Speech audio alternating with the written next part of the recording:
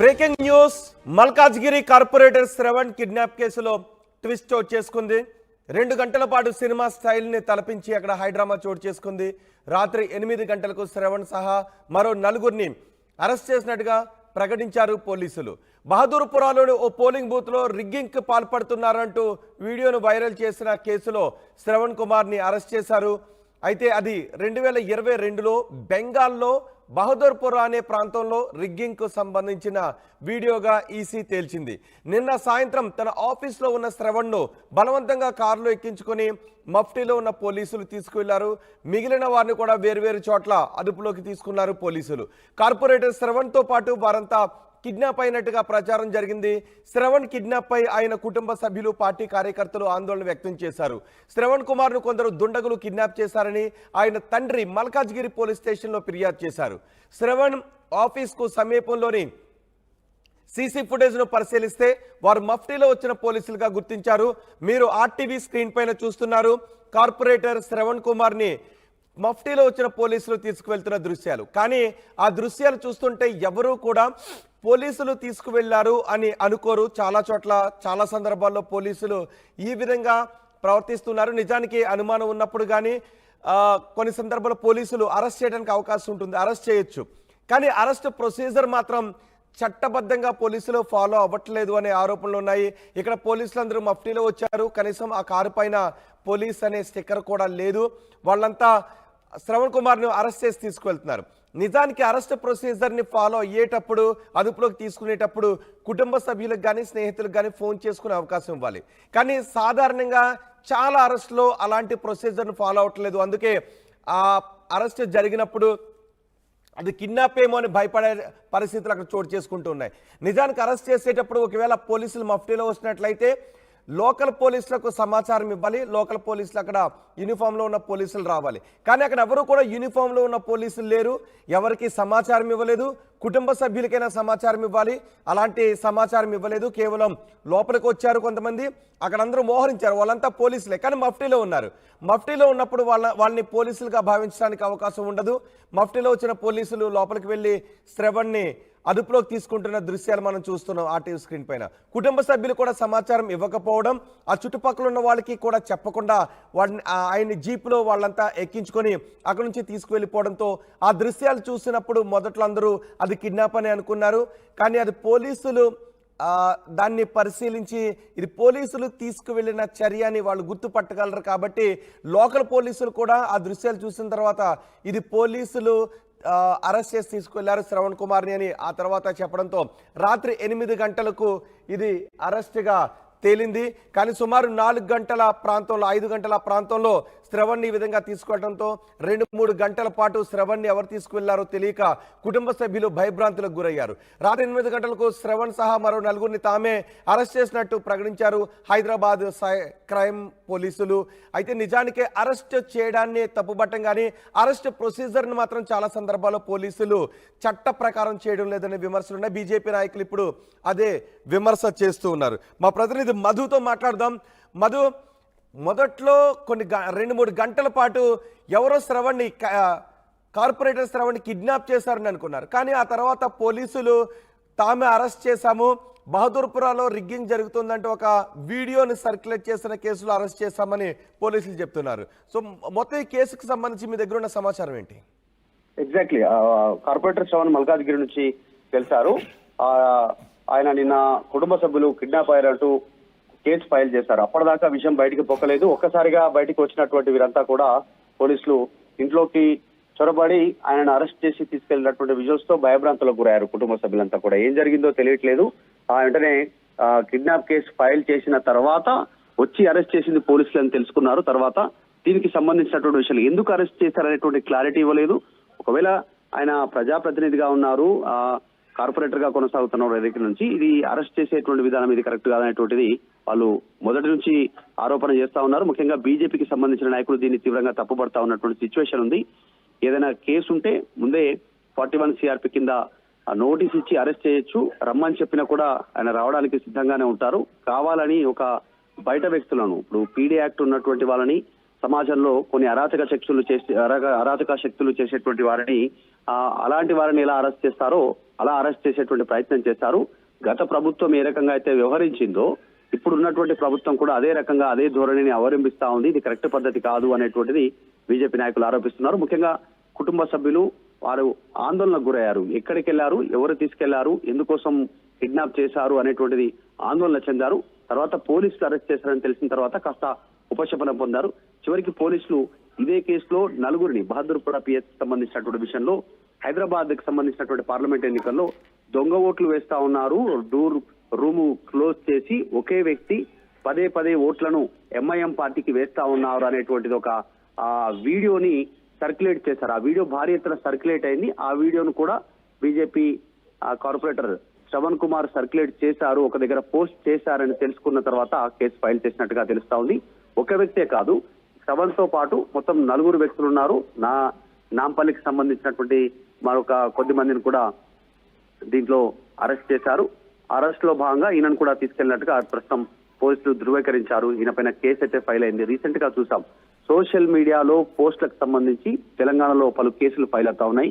ముఖ్యంగా టీఎస్పీఎస్సీకి సంబంధించి టీపీసీసీకి సంబంధించినటువంటి తెలంగాణ కాంగ్రెస్ ప్రదేశ్ కమిటీకి సంబంధించినటువంటి ట్విట్టర్ ఎక్స్ గ్రూప్ లోనే అమిత్ షా డైరెక్ట్ గా హోంమంత్రి ఫేక్ వీడియోను తయారు చేసినటువంటి సందర్భంలో ఢిల్లీ పోలీసులు రియాక్ట్ అయ్యారు. ఇక్కడ తెలంగాణ పోలీసులు కూడా ఆ విషయంలో ఇక్కడ సోషల్ మీడియా వారియర్స్ ని కాంగ్రెస్ సోషల్ మీడియా వారియర్స్ ని అరెస్ట్ చేశారు. సో ఇప్పుడు ఇది 2వ కేసు. ప్రభుత్వం ఏర్పాటైన తర్వాత సోషల్ మీడియాలో అరెస్ట్ అవుతున్నటువంటి దాంట్లో ఇక్కడ ఉన్న కాంగ్రెస్ ప్రభుత్వమే Congress party social media warriors ని అరెస్ట్ చేయగా ఇప్పుడు బీజేపీ కార్పొరేటర్ తో సహా ఇంకొక 4గురిని అరెస్ట్ చేసినటువంటి విధానం కనిపిస్తా ఉంది. సో తామే అరెస్ట్ చేస్తామంటూ సైబర్ క్రైమ్ పోలీస్ అయితే ఇప్పుడు కన్ఫర్మ్ చేశారు. కానీ పోలీసులు అక్కడ బహదూర్పుర 2002లో బెంగాల్లో బహదూర్పుర అనే ప్రాంతంలో రిగ్గింగ్ కు సంబంధించిన వీడియోను హైదరాబాద్ లో బహదూర్పుర అంటూ పోస్ట్ చేశారు. దానికి నిజానికి నోటీసులు ఇవ్వాల్సినటువంటి కేసా, లేకపోతే నేరుగా అరెస్ట్ చేసేటటువంటి అవసరం ఉన్నటువంటి కేసా? ఒకవేళ అరెస్ట్ చేసేటటువంటి సమయంలో కొంత ప్రొసీజర్ని ఫాలో కావాలి, ఆ ప్రొసీజర్ని ఎందుకు ఫాలో కాలేదు అని పోలీసులు చెప్తున్నారు. నిజానికి మొన్న అమిత్ షా వీడియోకి సంబంధించి కూడా ఢిల్లీ పోలీసులు ఇక్కడికి వచ్చారు, నోటీసులు జారీ చేశారు. కానీ ఇక్కడ క్రైమ్ బ్రాంచ్ పోలీసులు మాత్రం నేరుగా అక్కడికి వచ్చారు, ఎవరికి ఎటువంటి సమాచారాన్ని ఇవ్వలేదు. కుటుంబ సభ్యులు కొన్ని గంటల పాటు కిడ్నాప్ ఏమని భయపడిపోయారు. సో పోలీసులు ఎందుకు ఈ విధంగా రూల్స్ కు వ్యతిరేకంగా ప్రవర్తించినట్టు?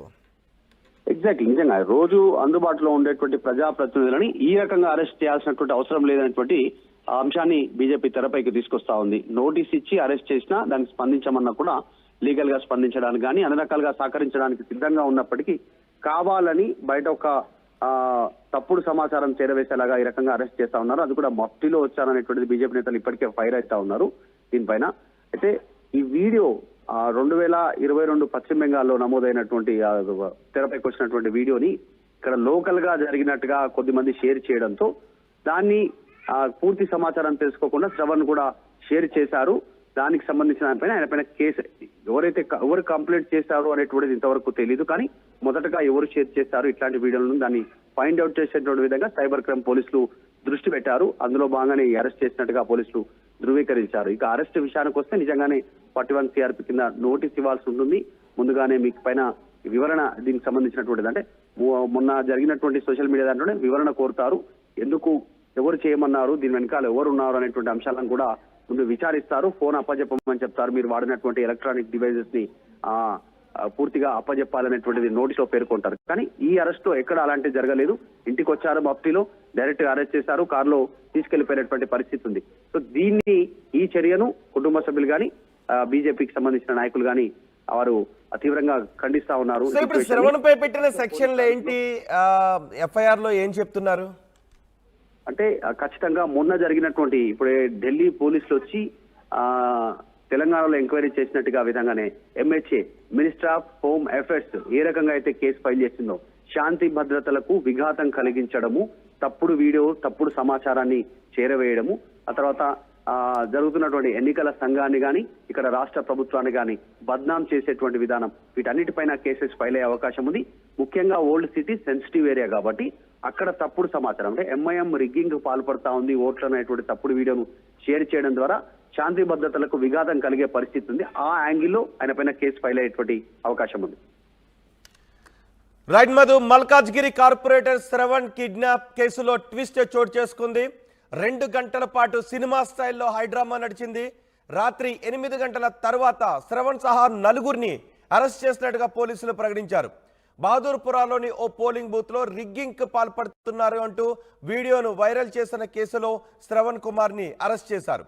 అయితే ఆ వీడియో 2022లో బెంగాల్ బహదూర్పూర్ అనే ప్రాంతంలో స్థానిక మున్సిపాలిటీ ఎన్నికలకు సంబంధించి జరిగిన వీడియో అని చెప్తున్నారు. ఆ వీడియోగా తేలింది. అక్కడ రిగ్గింగ్ సంబంధించిన వీడియోగా ఈసీ తేల్చింది. నిన్న సాయంత్రం తన ఆఫీస్లో ఉన్న సమయంలో కార్పొరేటర్ శ్రవణ్ను బలవంతంగా కారులో ఎక్కించుకొని మఫ్టీలో ఉన్న పోలీసులు తీసుకువెళ్లారు. మిగిలిన వారిని కూడా వేరువేరు ప్రాంతాల్లో అదుపులోకి తీసుకున్నారు పోలీసులు. కార్పొరేటర్ శ్రవణ్తో పాటు వారంతా కిడ్నాప్కు గురైనట్టుగా ప్రచారం జరిగింది. శ్రవణ్ కిడ్నాప్ పై ఆయన కుటుంబ సభ్యులు, పార్టీ కార్యకర్తలు ఆందోళన వ్యక్తం చేశారు. శ్రవణ్ కుమార్ను కొందరు దుండగులు కిడ్నాప్ చేశారని ఆయన తండ్రి మల్కాజ్గిరి పోలీస్ స్టేషన్లో ఫిర్యాదు చేశారు. శ్రవణ్ ఆఫీస్కు సమీపంలోని సీసీ ఫుటేజ్ను పరిశీలించారు. అయితే వారు మఫ్టీలో వచ్చిన పోలీసులుగా గుర్తించారు. రాత్రి 8 గంటలకు శ్రవణ్తో సహా 4గురిని తామే అరెస్ట్ చేసినట్టుగా హైదరాబాద్ సైబర్ క్రైమ్ పోలీసులు ప్రకటించారు. కానీ అరెస్ట్ చేసిన తీరును మాత్రం ఖండిస్తూ ఉన్నారు బీజేపీ నాయకులు, బీజేపీ కార్యకర్తలు, కుటుంబ సభ్యులు. నిజానికి అరెస్ట్ సమయంలో ఫాలో కావాల్సిన ప్రొసీజర్ను ఫాలో కాలేదు. ఒకవేళ నోటీసులు ఇవ్వాలి, పోలీస్ స్టేషన్కి పిలిపించాలి. కాదు అని ఒకవేళ అరెస్ట్ చేయాల్సిన పరిస్థితి వస్తే అరెస్ట్ నోటీసును కూడా కుటుంబ సభ్యులకు అందించాలి. ఎవరికీ తెలియకుండా ఇలా మఫ్టీలో వచ్చిన పోలీసులు కార్లలో ఎక్కించుకుని వెళ్ళిపోతే అది కిడ్నాప్ కిందగా వస్తుందని కొన్ని సందర్భాల్లో న్యాయస్థానాలు కూడా చెప్పిన పరిస్థితి ఉంది. కానీ ఇక్కడ పోలీసులు మాత్రం ఆ ప్రొసీజర్ని ఫాలో కాలేదు అని దుమ్మెత్తి పోస్తూ ఉన్నారు. సుమారు 8 గంటల తర్వాత కుటుంబ సభ్యులంతా గాబరా పట్టం. ఆ తర్వాతే క్రైమ్ బ్రాంచ్ పోలీసులు అరెస్ట్ని ప్రకటించడం. కనీసం స్థానిక పోలీస్ స్టేషన్లో కూడా ఎటువంటి ఇంటిమేషన్ కూడా చేయలేదు. ఎటువంటి సమాచారాన్ని ఇవ్వకుండా క్రైమ్ పోలీసులు మఫ్టీలో వచ్చి కారులో ఎక్కించుకుని వెళ్ళిపోతే ఇది భయభ్రాంతులకు గురయ్యే అవకాశం ఉంటుంది. ఖచ్చితంగా హక్కుల ఉల్లంఘన అని బీజేపీ నాయకులు అంటూ ఉన్నారు. కానీ వీడియోని వైరల్ చేసిన కేసులోనే అరెస్ట్ చేసాం. ఒక ఫేక్ వీడియోని, ఇక్కడిది కాని వీడియోని, ఇప్పటిది కాని వీడియోని, ఇక్కడిది హైదరాబాద్కి సంబంధించిందని చెబుతూ పోస్ట్ చేసిన కేసులో అరెస్ట్ చేశామని పోలీసులు చెప్తున్నారు. 4:30 దాకా ఇంట్లో ఉన్నాడు, నాయమ్మడే ఉన్నాడు. సాయంత్రం 5ంటికి ఆఫీసులో కూర్చుని అతనికి అలవాటు ఉంటుంది. వెళ్ళి ఆఫీసులో కూర్చున్నప్పుడు ఎవరో అన్నోన్ పర్సన్స్, మాకు తెలియదు, 2 కార్లలో వచ్చారు. శ్రవణ్ బాయ్ని కారులో కూర్చోబెట్టి తీసుకెళ్తున్నారు, బయటికి తీసుకొచ్చా అని చెప్పి పక్క వాళ్ళందరూ ఫోన్ చేసి చెప్తే నేను వెళ్ళాను. ఎందుకు తీసుకెళ్లారని నాకు తెలియదు. మల్కాజ్గిరి పోలీస్ స్టేషన్లో అడిగితే మాకు ఇన్ఫర్మేషన్ లేదంటున్నారు. మాకు ఇన్ఫర్మేషన్ లేకపోయినా ఎవరైనా తీసుకెళ్ళొచ్చండి అంటారు. సిసిఎస్ వాళ్ళు తీసుకెళ్లారా, ఎవరు తీసుకెళ్లారా, మాకు ఆ రకంగా ఇన్ఫర్మేషన్ లేదంటారు. కంప్లైంట్ లాంచ్ చేసి అక్నాలెడ్జ్మెంట్ ఇవ్వమంటే మేము ఏమంటారు వాళ్ళు. ఇప్పుడు నాకు 2 సార్లు బైపాస్ సర్జరీ అయిందండి. 66 ఏళ్ళు నాకు. మా భార్య కింద పడిపోయింది. ఆమెకి ఏమైనా అయితే ఏంటి బాధ్యత? ఏమైనా దొంగతనం కేసా, రేపు కేసా, మర్డర్ కేసా, ఏదైనా ఉంటే చట్టం తరబంధం చేసుకోవాలి. నేను శ్రవణ్ కార్పొరేట్ నా కొడుకైనా కానీ చట్టంలో సమర్థించడం, ఏదైనా చట్టపరంగా చేసుకోవచ్చు.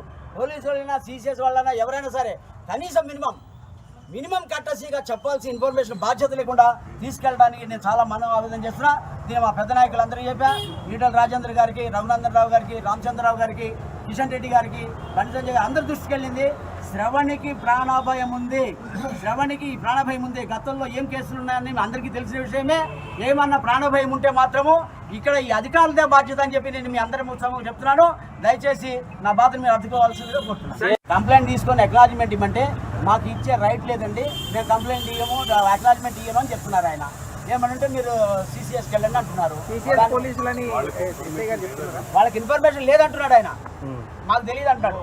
అంటే నేనన్నా ఎవరు వచ్చినా కానీ ఇక్కడికి మీకు ఇన్ఫర్మేషన్ లేకుండా తీసుకెళ్తే out of country, out of state వాళ్ళు వస్తే మాకు చెప్తారండి. ఇక్కడ వేరే వాళ్ళు, సిసిఎస్ వాళ్ళు వీళ్ళు వస్తే మాకు చెప్పరు. మాకు తెలియదు అంటున్నాడు. తెలియకపోతే ఇంకెందుకు? వాళ్ళు గుండాలైతే వాళ్ళు పోలీసు వాళ్ళు కాదు. వారు కూడా వాళ్ళ అనుభవం ఉంది కాబట్టి 1 గంట సేపు ఊపిరి పెట్టారు. ఏమైనా ఇన్ఫర్మేషన్ వస్తున్నారు. అదే భాగంలో ఇక్కడ పోలీస్ స్టేషన్ శాంతియుతంగా వచ్చి అడుగుదామని అడిగితే ఇక్కడ ఇన్ఫర్మేషన్ లేదు, వారికి ఇన్ఫర్మేషన్. ఏ తండ్రికైనా, ఎంత నాయకుడైనా, ఎంత ఉన్నా కూడా ఏ తండ్రికైనా ఒక ఆవేదన ఉంటుంది.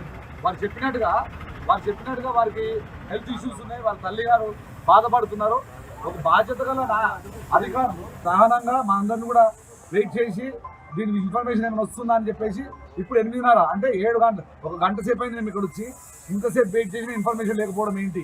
ఆల్రెడీ వారి పైన ఇబ్బందులు ఉన్నాయి, వారి పైన థ్రెట్ ఉందని వారికి ఆవేదన పడుతున్నారు. అంత సహజమైన సమంతమైన విషయమే అది అర్థం చేసుకొని ఇమ్మీడియట్గా వారి కుటుంబ సభ్యులకు కానీ మా పార్టీ నాయకులకు కానీ లేదంటే ఇక్కడ లోకల్ మా యొక్క కార్పొరేటర్ అయినటువంటి శ్రవణ్ గారిని ఎవరో దుండగులు వచ్చి తీసుకెళ్లిరన్న సందేశం మాకు రాగానే మేమందరం కూడా ఒకరినొకరు కూడా చేసుకొని ఇక్కడ రావడం జరిగింది.